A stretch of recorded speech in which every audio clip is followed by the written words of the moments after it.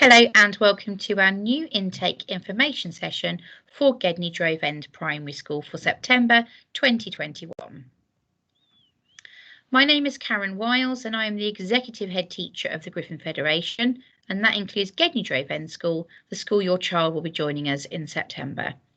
We also have Holbeach St Mark's Primary School and Westmere Primary School in Sutton Bridge that are part of our federation also. So I'm going to go through now and introduce you to some key members of staff. So Miss Sage is going to be the class teacher for Finland class in September. Miss Sage currently teaches at Westmere Primary School, but she's extremely excited about joining the team over at Gedney Drove End. And she has already been spending some time with Miss Flaherty to aid transition. We also have Mrs. Powley, who's our teaching assistant over in Finland class, and also Miss Theobald. Miss Theobald is our head of school at Gedney Drove End. She's responsible for the day-to-day leadership and management of that school site, so if you do have any issues at all, she's your first point of contact. So when does your child start school? So term starts for reception children on Monday the 6th of September. Now, usually this is the time of year that we would have been welcoming your child to come and join us for some transition sessions. Unfortunately, the Department for Education have said that we do need to ensure the integrity still of our bubbles in school, and so they are advising against traditional transition sessions for children coming in. Instead, on Friday, July the 16th, we'd like to invite you and your child in for a Meet the Teacher and classroom session. What we do ask, though, is that you contact the school office to confirm your attendance at this session. So I'm going to go through the daily timings of the day. So at Gedney Drove End, we operate from 8:40 a.m. until 3:15 p.m. As I mentioned before, the children will be starting school with us full time in September. Our school gates open at 8:40 a.m. and we do ask that children do not arrive before this time. Our children come straight into the class and they have a breakfast, and then they'll take part in some reading activities. And then school starts at 8:50 a.m. This is the latest time that children should be arriving at school. Lunchtime is between 12:15 and 1:15 p.m. and school finishes at 3:15 p.m. So what will your child need? They'll need school uniform that is named. Inside our prospectus, you'll find details of our uniform expectations. Your child's going to be needing a lunch. Now, we do provide a free hot lunch every day. If your child doesn't want that, then you'll need to provide them with a packed lunch. We also provide fruit for snack at playtime. They'll need a PE kit, and that's to be worn all day on PE days. In September, Miss Sage will let you know which days are going to be the PE days for Finland class. And they'll also need a coat or waterproof jacket. Children in the early years foundation stage do spend time outside learning, and so we need to make sure they're warm and dry when they're doing this. As I mentioned before, inside the school prospectus are our uniform expectations for Gedney Drove End, but I've just pulled a few things out here to go through with you. The first one is the expectation that we do expect children to be wearing black school shoes only, no trainers or high heels. Trainers can be worn though on PE days. Your child should have a book bag and a water bottle in school with them every day, and jewellery should not be worn for PE days. They should also refrain from wearing nail varnish or false nails, and they can wear summer dresses, and these need to be green checked. So how can you help your child? So the most important thing is to ensure that they can use a toilet on their own, including washing their hands, and that would include using a hand dryer. Boys should have experience of using a urinal.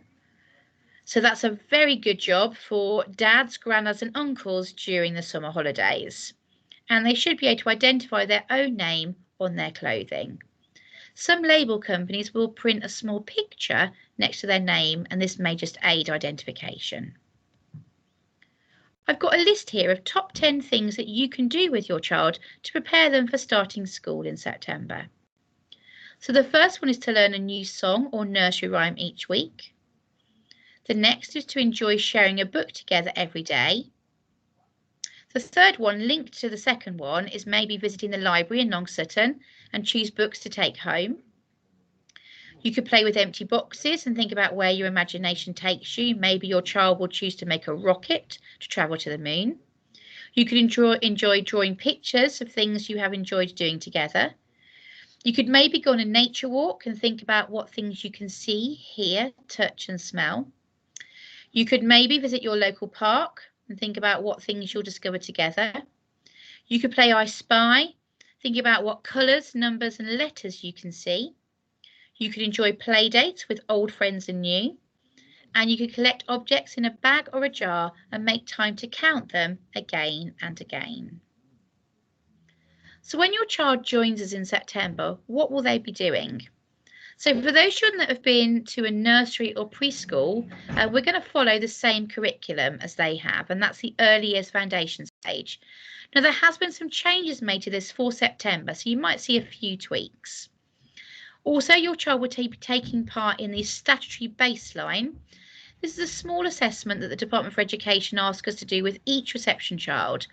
It takes about 20 minutes and it's one-to-one with the class teacher, and it allows us to ascertain really a starting point for your children, and then the government will use this to track their progress throughout school. The earliest foundation stage includes 7 areas of learning. There are 3 prime areas and 4 specific areas. So the 3 prime areas are communication and language, so that involves being able to speak and listen and respond appropriately. Physical development, which includes everything from fine motor control, so to be able to hold a pencil, to gross motor control, to be able to ride a bike or climb. And then the third prime area is personal, social and emotional development, so children's ability to get on well with other people, their resilience. And then there are 4 specific areas: literacy, which includes reading and writing; maths, which includes numbers, counting, adding, subtracting, identifying shapes and positional language; understanding of the world, so that's our more traditional subjects of history, geography, RE and science; and then finally expressive arts and design, that is art, design, music and drama. In our school, we use the Read, Write, Ink phonics.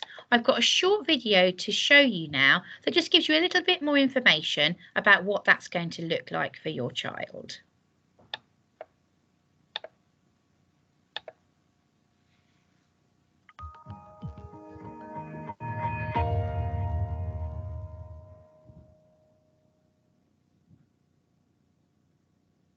This film will help you understand how Read, Write, Ink phonics helps your child learn to read quickly and easily.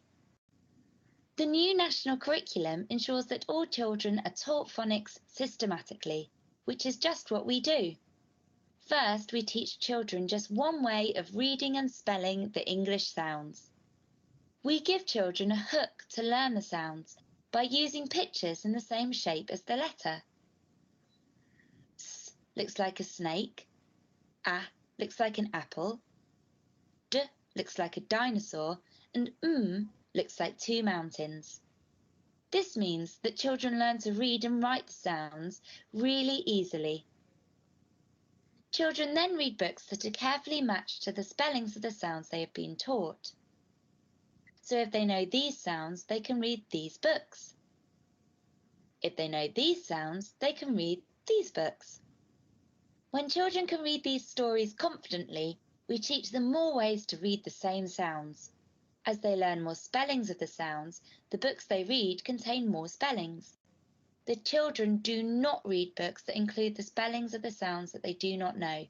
This means they build confidence quickly.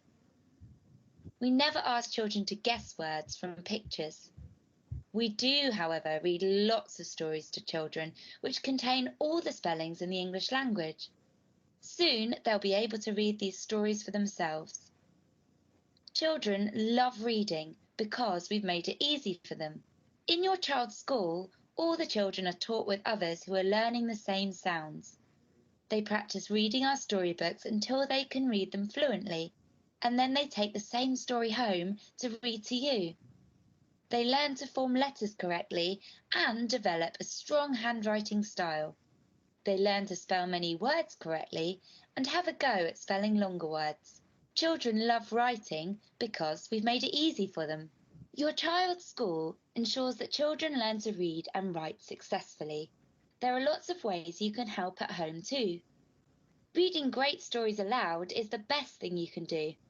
We have films that will give you ideas on how to make story time with your child lively and engaging. You can watch our tutorials to find out how to make phonics lots of fun. These are on the parent section of the Ruth Miskin Training website. Join our Facebook page. This will keep you updated with tips and ideas for reading with your child at home.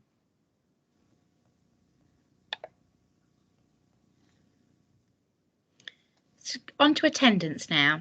Now, we expect all children in school every day, but do understand that on occasions they are unwell. We do ask that you ring school on the first day of absence, and if you don't contact us, we will contact you.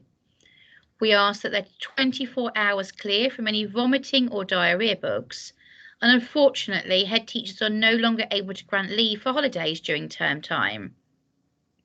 All holidays during term time are unauthorised and could be subject to a fixed penalty notice. And any child exhibiting COVID symptoms must not come to school. You or your family must self-isolate and get tested, and only once a negative test is received may your child return to school.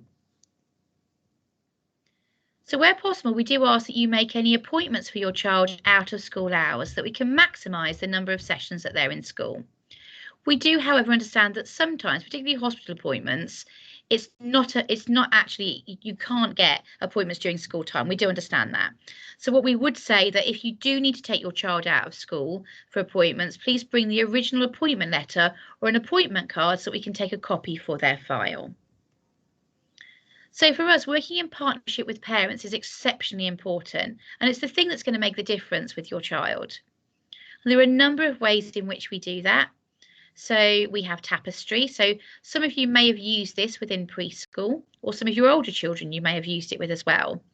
This is an online learning journey that allows us to send you photographs and videos of activities that your child is taking part in class. And it also allows you to send activities in to us as well. And that's really important that we can see what your child is able to do with you too. We send you a weekly newsletter. We have our Griffin Federation Facebook page. We have a school website, and we also have 2 parents' evenings and 2 written reports each year.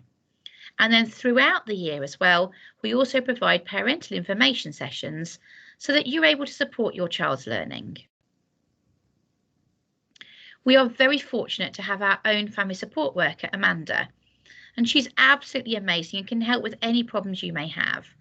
She is contactable every day. She is primarily based at Westmead, but will come over a couple of times a week to see children at Gedney Drove End. But if you need to see her at any point, we can get her to come across. And then she can help you with any issues you may have, and that could include toilet training, routines at home, finance concerns, or just sometimes if you've just had enough and you need a chat with someone, she's a great listening ear. So inside your packs, you'll find a school uniform order form, admission forms, which must be returned along with a copy of your child's birth certificate, some guidance booklets, and some Tapestry information. We hope that's provided you with some information about what's going to happen for transition for your child in September.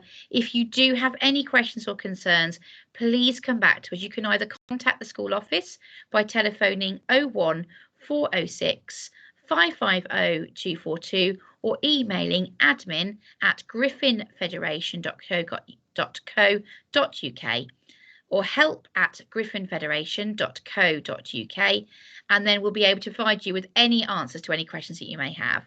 We look forward to welcoming your child to our school.